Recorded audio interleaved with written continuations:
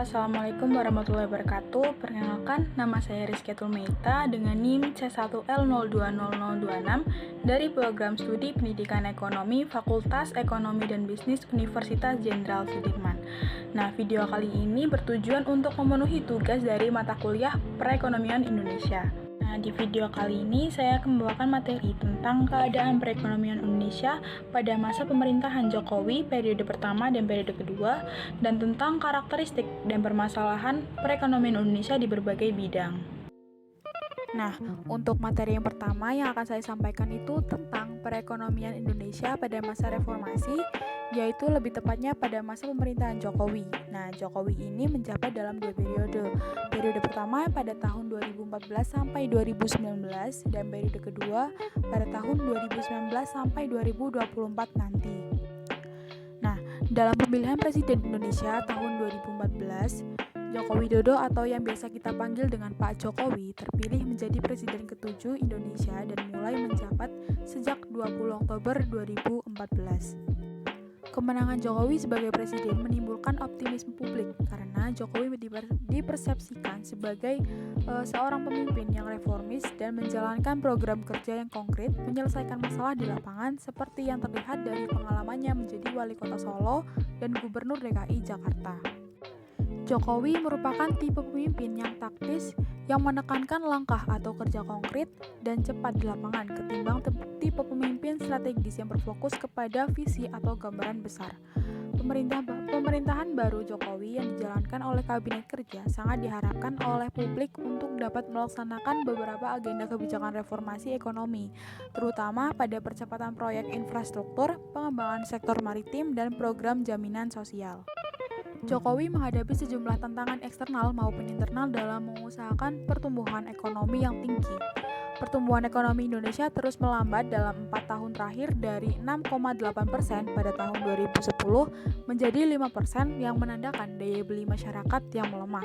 Selain itu, kondisi eksternal juga kurang kondusif bagi pertumbuhan ekonomi Indonesia yang ditandai dengan perlambatan ekonomi global atau terutama resesi di Eropa dan Jepang dan perlambatan pertumbuhan Tiongkok dan India. Likuiditas global yang mengering serta jatuhnya harga komoditas ekspor. Dalam situasi demikian, pendekatan Jokowi untuk merangsang pertumbuhan ekonomi adalah melalui reformasi ekonomi domestik yang terutama lebih berfokus pada sisi penawaran atau supply side reforms, antara lain melalui pengembangan infrastruktur dan perbaikan iklim investasi. Salah satu reformasi radikal yang dilakukan Jokowi terjadi kurang dari sebulan setelah pelantikan, yaitu pemotongan signifikan dari subsidi bahan bakar minyak atau BBM sebagai usaha untuk mengurangi beban fiskal. Pada tanggal 18 November 2014, pemerintah menaikkan harga BBM bersubsidi menjadi Rp8.500 per liter dan harga solar bersubsidi menjadi Rp7.500 per liter. Bahkan, mengambil momentum dari jatuhnya harga minyak dunia, Jokowi melakukan reformasi lebih jauh dengan menghapus subsidi BBM premium, memberikan subsidi tetap sebesar Rp1.000 per liter untuk solar dan mengikuti mekanisme pasar dalam penentuan harga. Langkah reformasi yang berani ini berhasil menciptakan ruang fiskal yang sangat dibutuhkan untuk membiayai sejumlah agenda pembangunan lainnya, terutama pembangunan infrastruktur. Meskipun langkah tersebut sempat menumbuhkan kepercayaan publik akan komitmen pemerintah untuk melakukan reformasi ekonomi yang serius, namun hal ini tidak berlangsung lama. Pertumbuhan ekonomi pada tahun 2015 terus melambat, hingga mencapai titik terendah 4,7% pada triwulan kedua.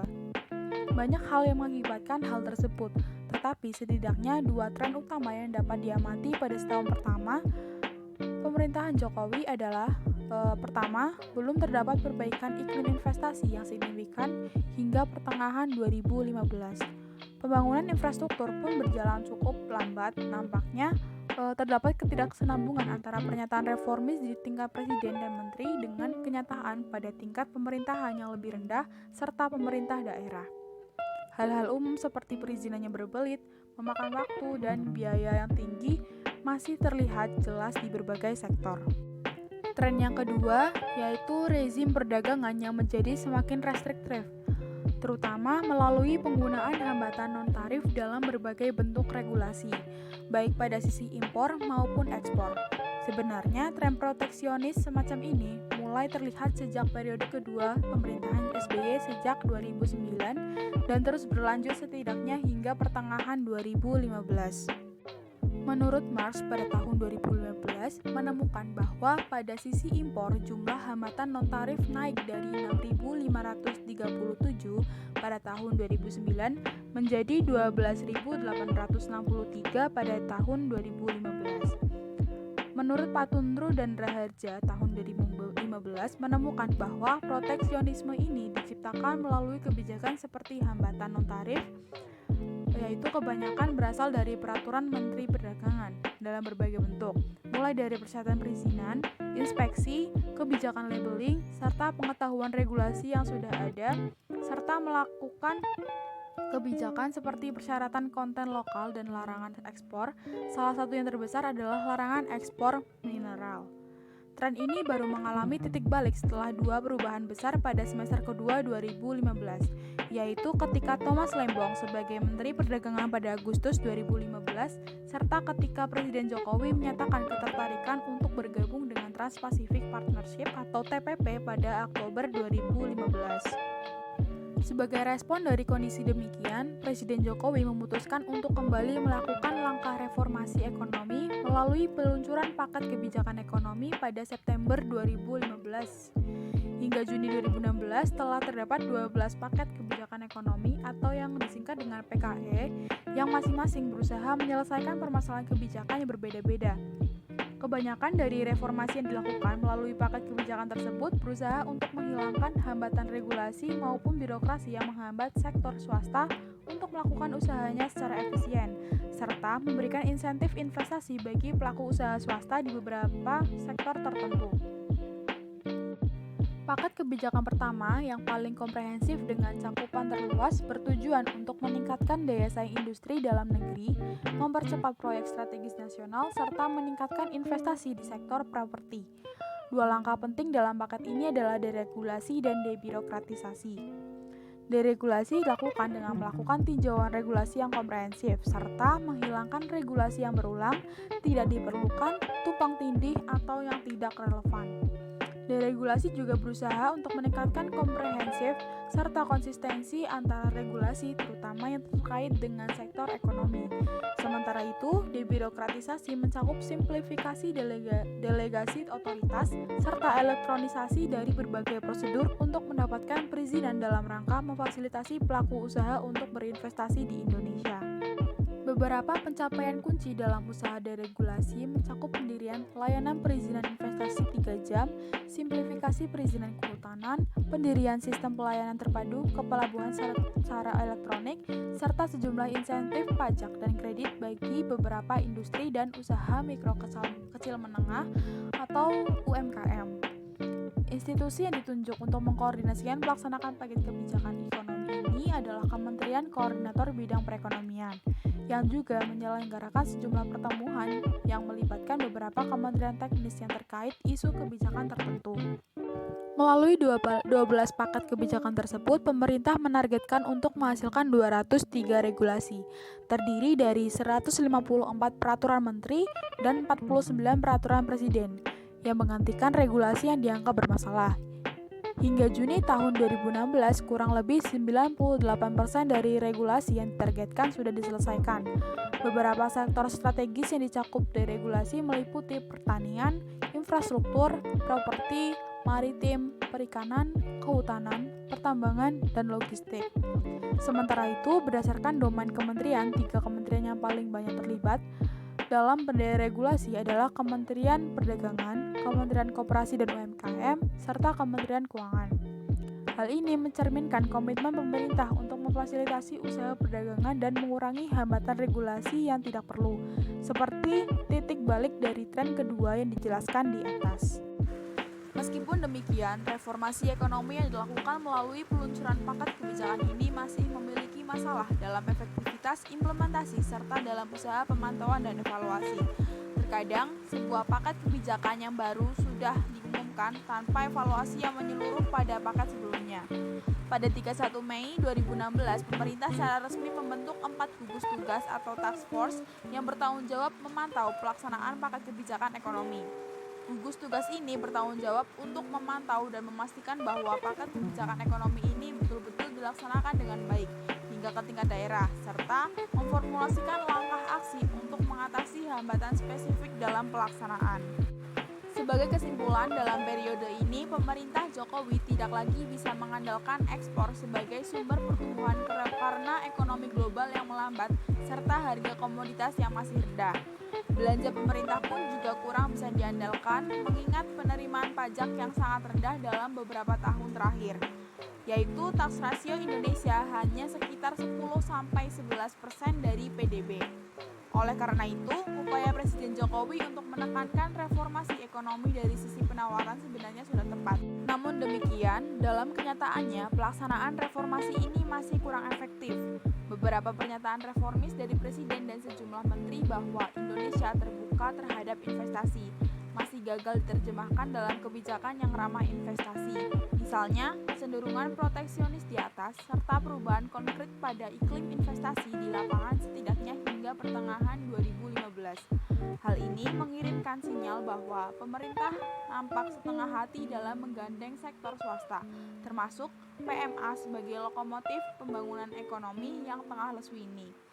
Oleh karena itu, Presiden reformis seperti Jokowi pun masih perlu didukung dengan mekanisme koordinasi dan implementasi kebijakan yang baik, serta dukungan politik yang memadai. Nah, mungkin seperti itu penjelasan singkat tentang kondisi perekonomian Indonesia pada masa pemerintahan Jokowi periode pertama.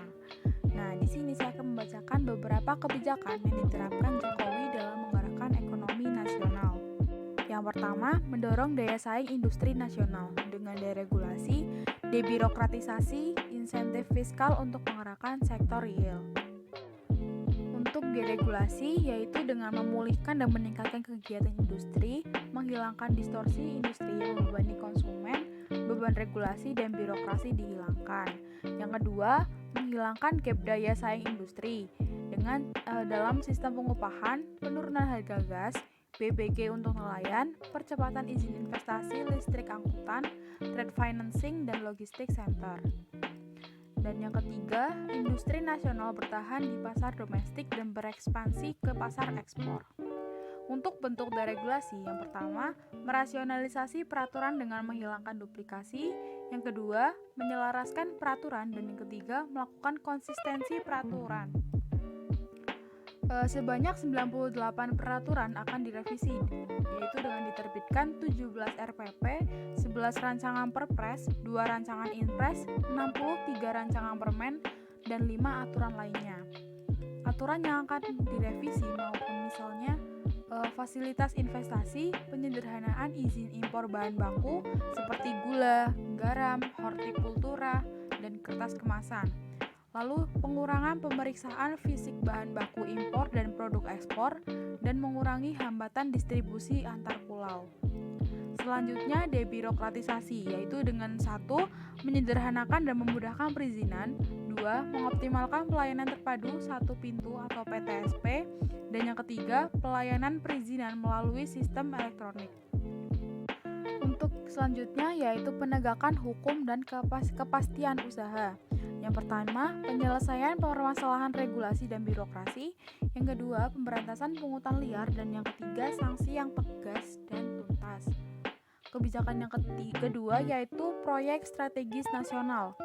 Terhambatnya proyek strategis nasional disebabkan oleh perizinan dari lembaga terkait, tata ruang dan penyediaan tanah, pengadaan barang dan jasa pemerintah, penjaminan kebijakan pemerintah, ketakutan pejabat pemerintah. Nah, untuk regulasi yang diperlukan yaitu peraturan presiden baik baru maupun pengaturan ulang untuk mempertegas. Lalu instruksi presiden untuk memberi pengarahan pada kepala daerah agar mendukung percepatan proyek strategis nasional. Selanjutnya yaitu dengan mendorong investasi properti. Yaitu pertama, membuka kepemilikan orang asing terhadap rumah susun mewah dengan harga 10 miliar rupiah ke atas. Kedua, perubahan PP untuk memperkuat perumnas dalam pembangunan rumah susun bagi masyarakat berpenghasilan rendah. Dan yang ketiga, penyelesaian PP hunian berimbang untuk mendorong pembangunan perumahan bagi masyarakat berpenghasilan rendah. Selanjutnya yaitu masa pemerintahan Jokowi periode kedua. Pemerintahan periode kedua Joko Widodo membawa misi melanjutkan perbaikan ekonomi Indonesia. Salah satu target adalah mengeluarkan negeri ini dari jebakan pendapatan kelas menengah sebagaimana dalam pidato pelantikannya pada 20 Oktober 2020.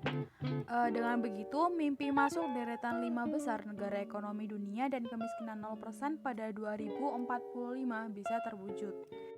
Kini Jokowi telah setahun menjalankan kepemimpinan periode kedua bersama pendamping anyarnya yaitu Ma'ruf Amin. Banyak kebijakan telah mereka lakukan dalam mewujudkan misi ekonomi.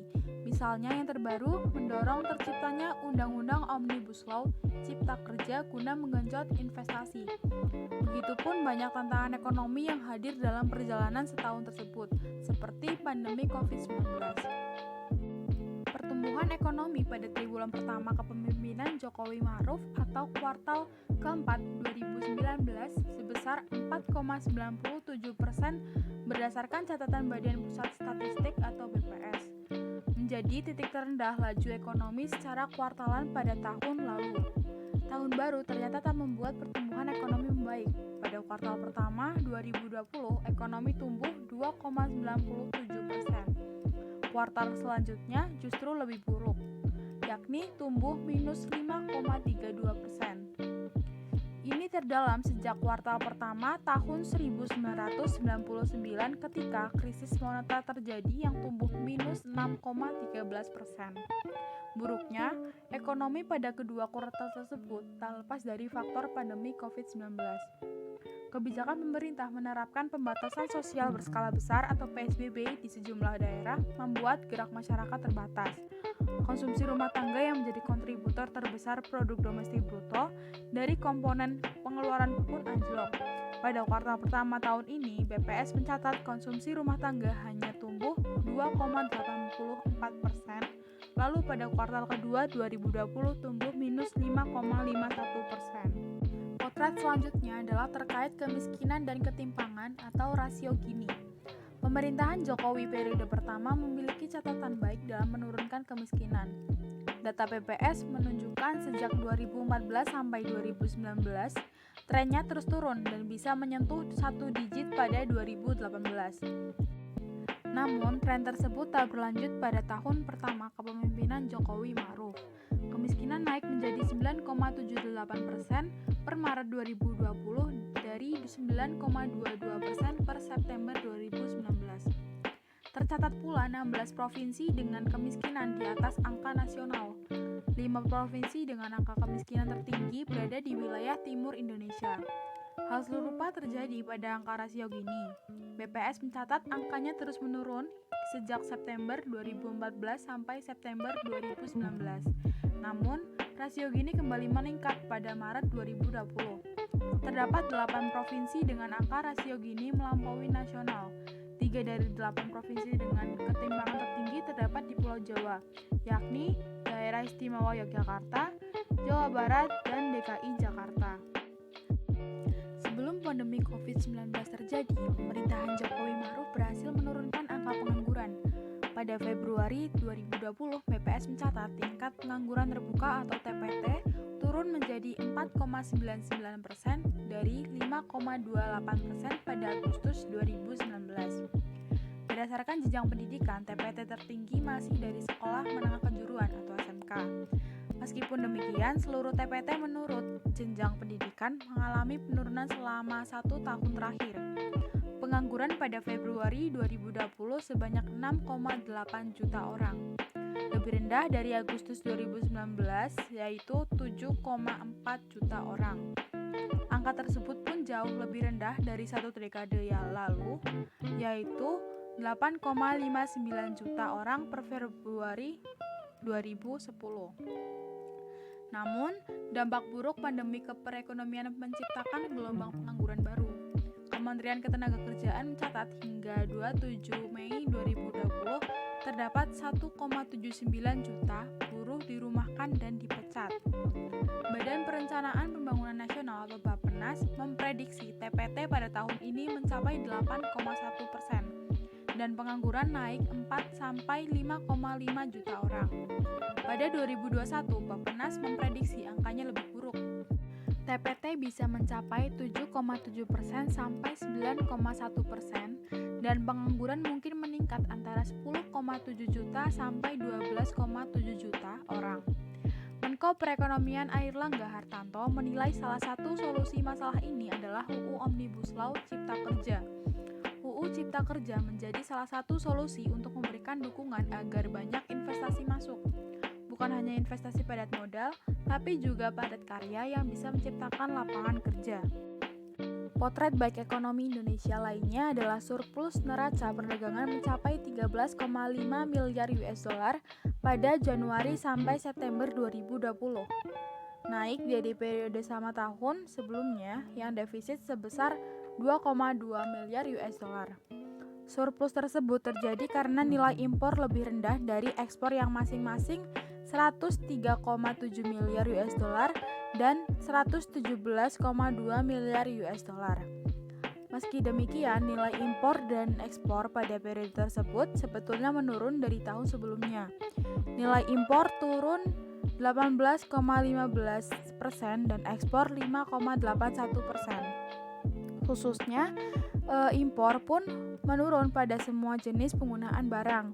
Hal ini patut diwaspadai terutama untuk impor bahan baku atau penolong dan barang modal karena berpengaruh terhadap pergerakan industri dan investasi.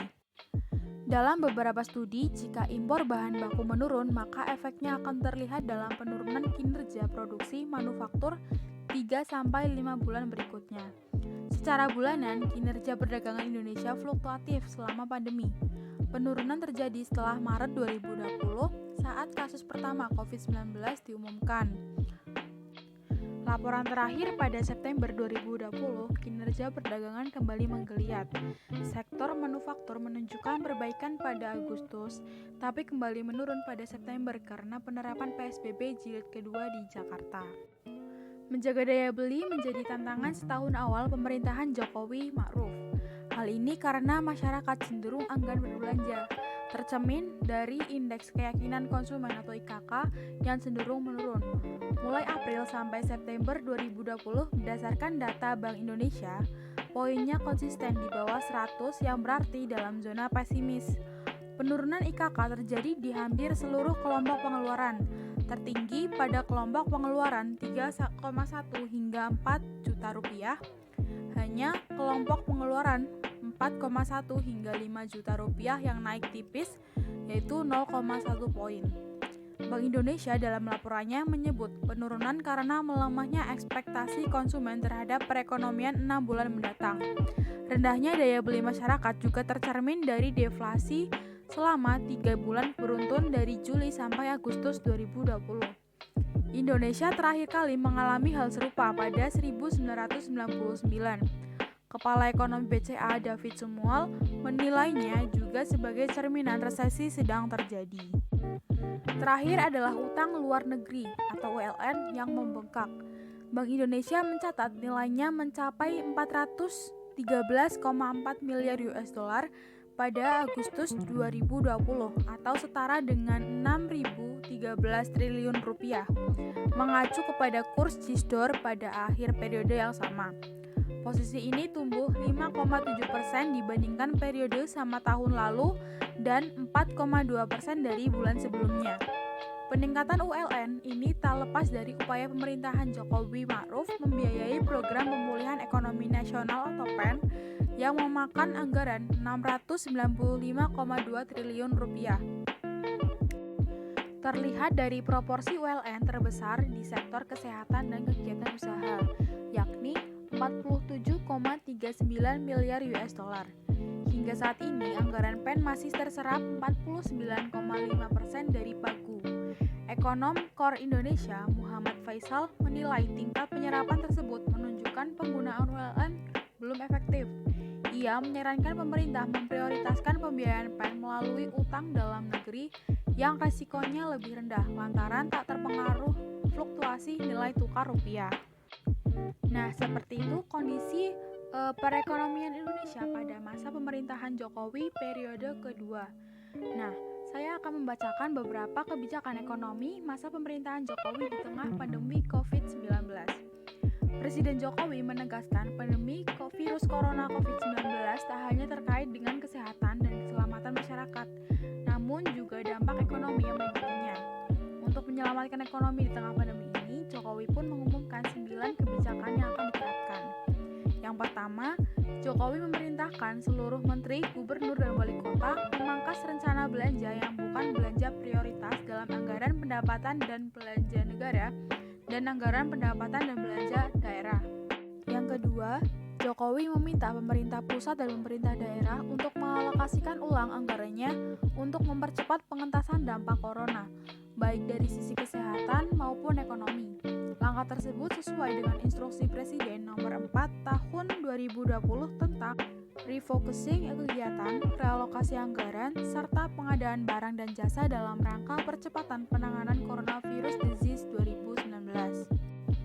Yang ketiga, Jokowi meminta pemerintah pusat serta pemerintah daerah menjamin ketersediaan bahan pokok, diikuti dengan memastikan terjaganya daya beli masyarakat, terutama masyarakat lapisan bawah.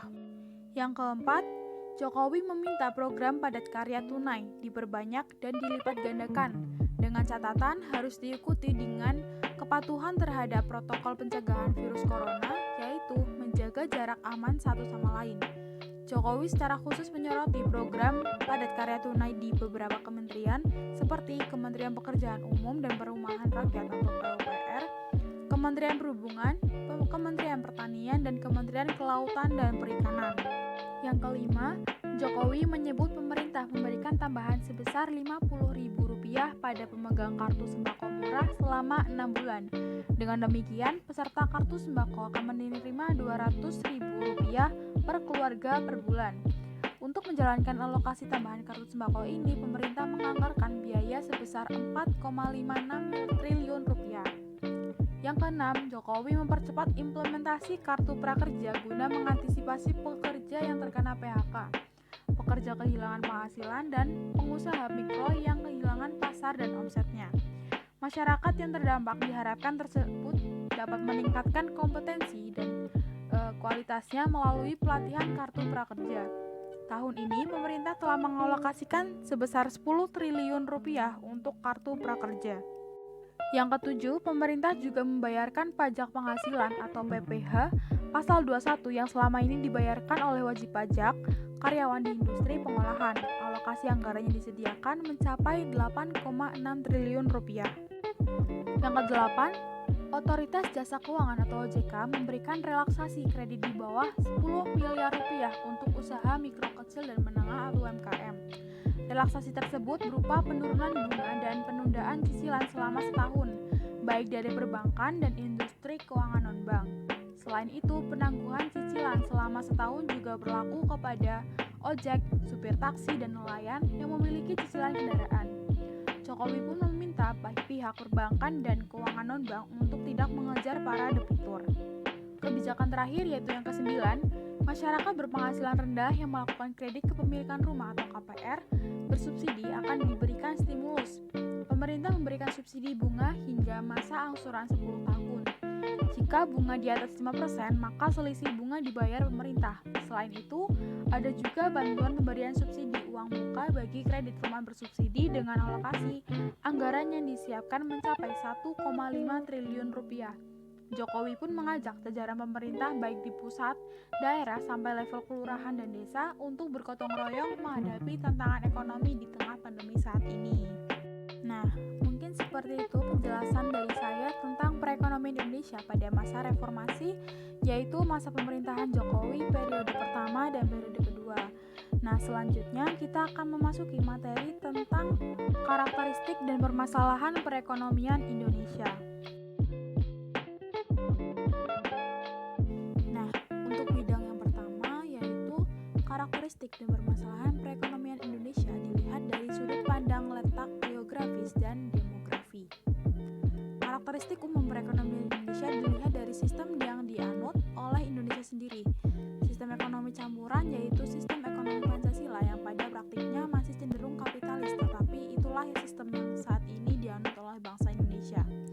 Karakteristik perekonomian Indonesia yang mempunyai ciri khas diantaranya A. Sumber-sumber daya yang vital seharusnya dikuasai oleh pemerintah, tetapi hingga saat ini masih kurang campur tangan pemerintah yang mengakibatkan sumber daya vital tersebut dikuasai oleh pihak swasta. B. Pemerintah menyusun peraturan perencanaan dan menetapkan kebijaksanaan di bidang ekonomi, tetapi pada praktiknya peraturan pemerintah tidak membatasi secara ketat. C. Swasta diberi kebebasan di bidang-bidang ekonomi dalam batas kebijaksanaan ekonomi yang ditetapkan pemerintah. Yang D.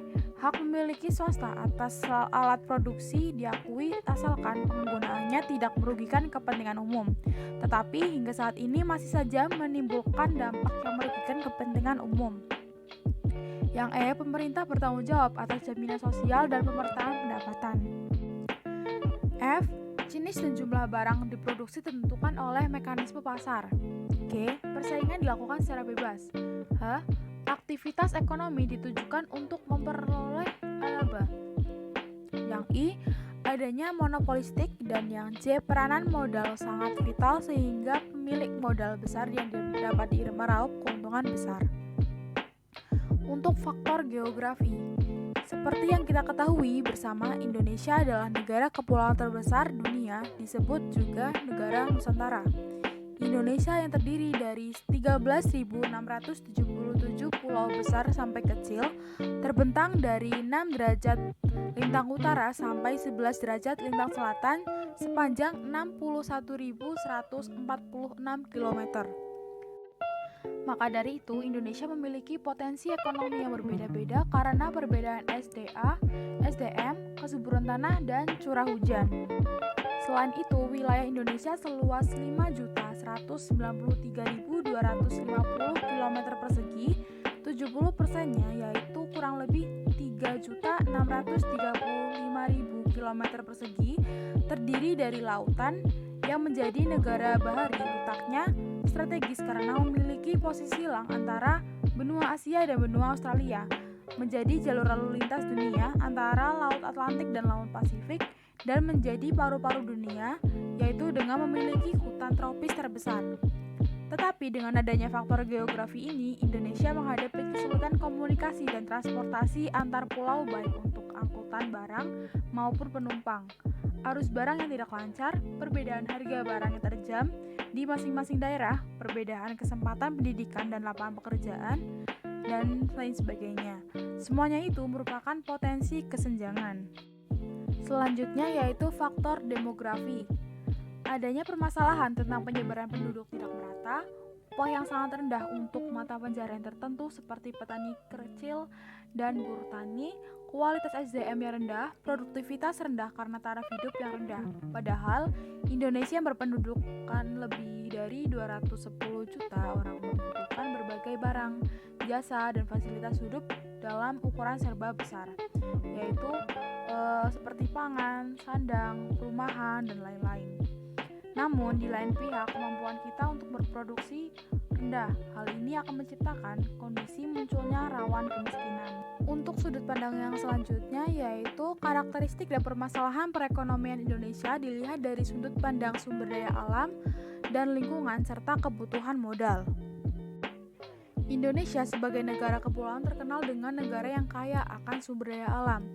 Menurut data bersumber pada Wikipedia bahwa tingginya tingkat biodiversitas Indonesia ditunjuk dengan adanya 10% dari tanaman berbunga yang dikenal di dunia dapat ditemukan di Indonesia, 12% dari mamalia, 16% dari hewan reptil, 17% dari burung, 18% dari jenis terumbu karang, dan 25% dari hewan laut.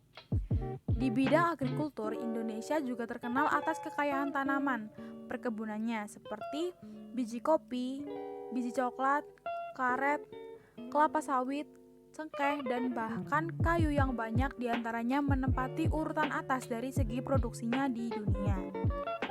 Sumber daya alam di Indonesia tidak terbatas pada kekayaan hayatinya saja. Berbagai daerah di Indonesia juga dikenal sebagai penghasil berbagai jenis bahan tambang seperti petroleum, timah, gas alam, nikel, tembaga, bauksit, timah, batu bara, emas, dan perak. Di samping itu, Indonesia juga memiliki tanah yang subur dan baik digunakan untuk berbagai jenis tanaman. Wilayah perairannya mencapai 7,9 juta kilometer persegi, juga menyediakan potensi alam yang sangat besar.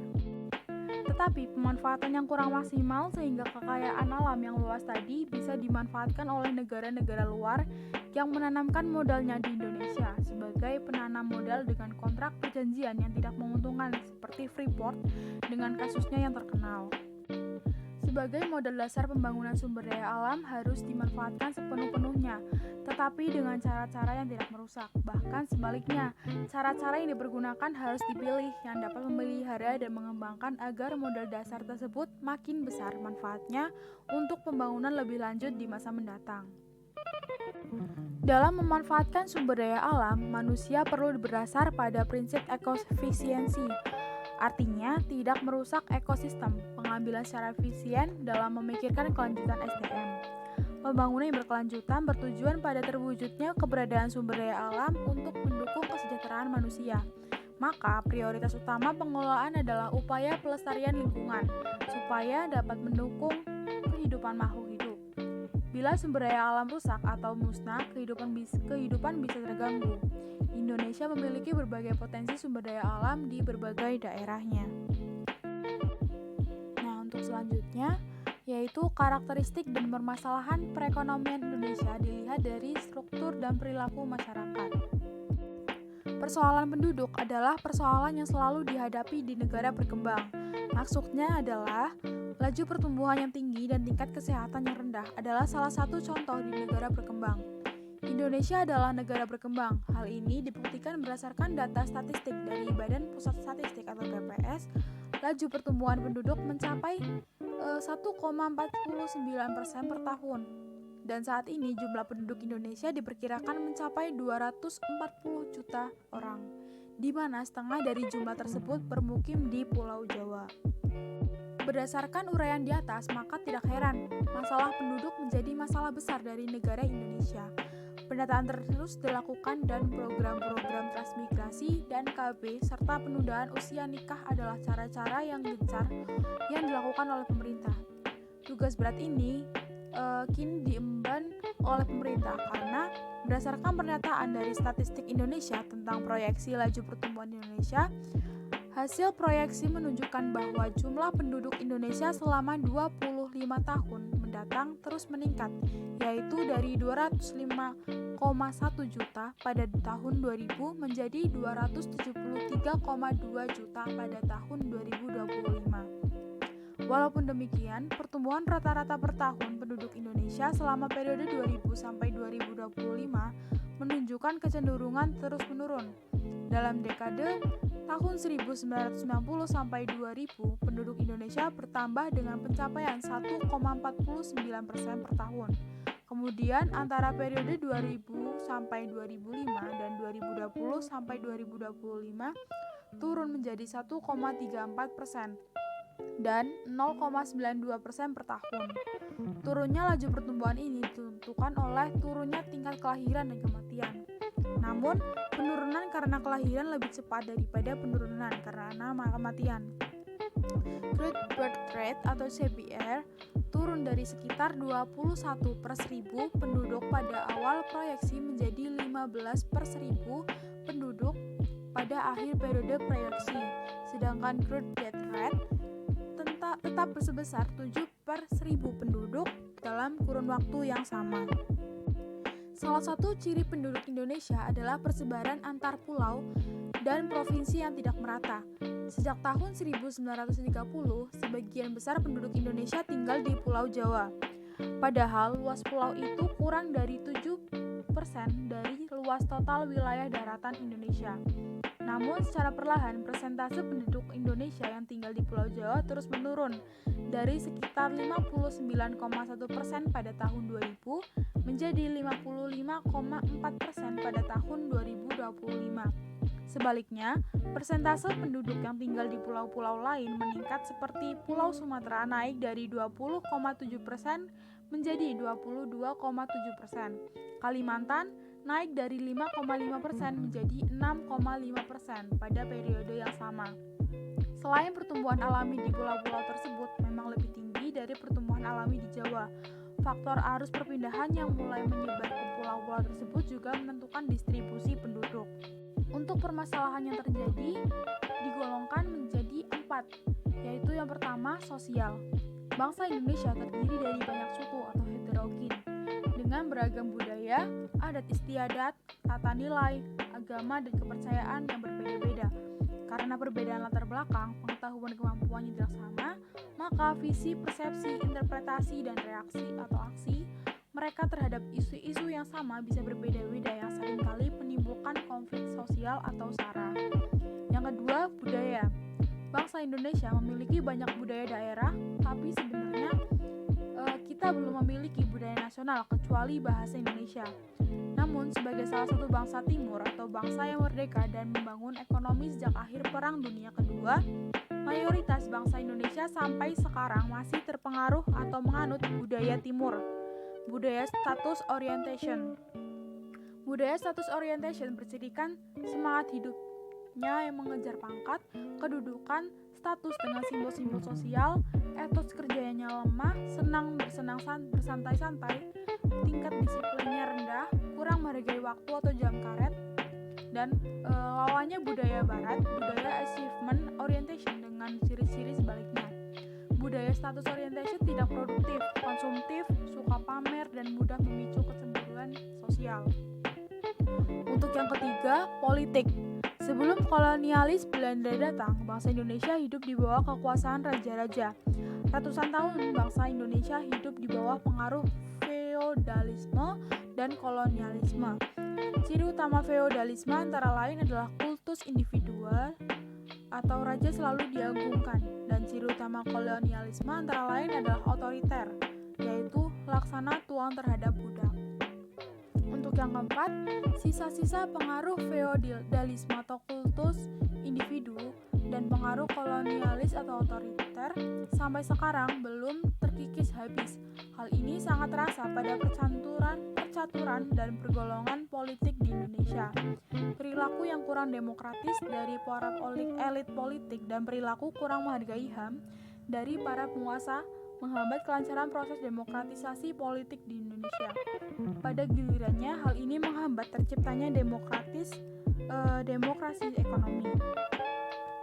Dari uraian pengaruh faktor-faktor di atas dapat disimpulkan bahwa perekonomian Indonesia mengandung 3 potensi kerawanan. 3 potensi kerawanan yang menjadi karakteristik perekonomian Indonesia adalah 1. Potensi rawan kesenjangan, terutama kesenjangan antar daerah atau pulau. Hal ini terutama sebagai akibat pengaruh faktor geografi.